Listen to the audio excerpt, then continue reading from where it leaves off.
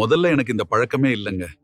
Medical college படிக்கும்போது friends கூட சேர்ந்து தான் ட்ரிங்க்ஸ் பண்ண ஆரம்பிச்சேன். அப்போ எனக்கு தெரியவே தெரியல இந்த ஒரு குடிப்பழக்கம் என் வாழ்க்கையே இவ்வளோ மோசமா மாத்தும்னு. காலேஜ் முடிச்சதுக்கு அப்புறம் எனக்கு கவர்மெண்ட் ஹாஸ்பிட்டல்ல கவுன்சிலரா வேலை கிடைச்சிச்சு. வீட்லயும் எனக்கு கல்யாணம் பண்ணி வச்சாங்க. வாழ்க்கை ரொம்ப சந்தோஷமா தான் இருந்துச்சு. ஆனா போக போக என்னால மது இல்லாம இருக்கவே முடியல.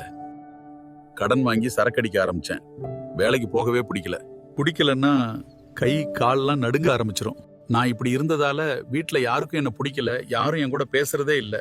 அது ஒரு கட்டத்துல என் மனைவி விவாகரத்து கேட்கற அளவுக்கு போயிடுச்சு. வீட்ல எல்லாரும் சேர்ந்து பேசிட்டு என்ன ஆத்மா மைண்ட் கேர்ல அட்மிட் பண்ண முடிவு பண்ணாங்க. அப்போ அது எனக்கு பிடிக்கல. ஆனா இப்போ நினைச்சு பார்த்தா அதுதான் என் வாழ்க்கையில எடுத்த மிகச்சரியான முடிவு. ஆத்மா மைண்ட் கேர்ல ரீஹாபிலிட்டேஷனும் டி அடிக்ஷன் சிகிச்சைக்கும் தனித்தனியா ரொம்ப நல்ல சூழல் இருந்துச்சு. எல்லாரும் என்ன ரொம்ப அக்கறையோட பாத்துக்கிட்டாங்க. அப்பதான் நான் மறுபடியும் நல்ல வாழ்க்கைக்கு திரும்பலாம்ன்ற நம்பிக்கை வந்துச்சு. 3 வேளையும் சாப்பாடு டைம் தவறாம கிடைக்கும். சக்கரை பிபி இருக்கிறவங்களுக்கு தனியா உணவும் கூட கொடுத்து 24 மணி நேரமும் கவுன்சிலர்ஸ் இருப்பாங்க. எங்களுக்கு எப்போ என்ன தேவைப்பட்டாலும் உடனே வந்து உதவி பண்ணுவாங்க. அங்கிருந்து வெளியே வரும்போது டாக்டர்ஸ் சில முக்கியமான விஷயங்களை சொல்லி அனுப்புனாங்க.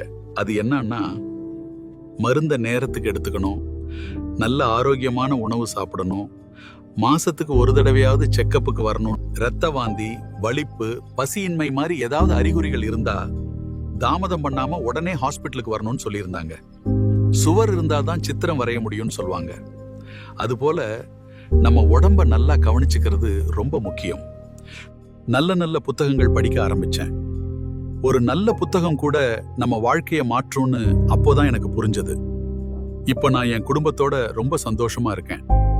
என்னை இப்படி மாற்றிய ஆத்மா மருத்துவமனைக்கு என் மனமார்ந்த நன்றிகள்.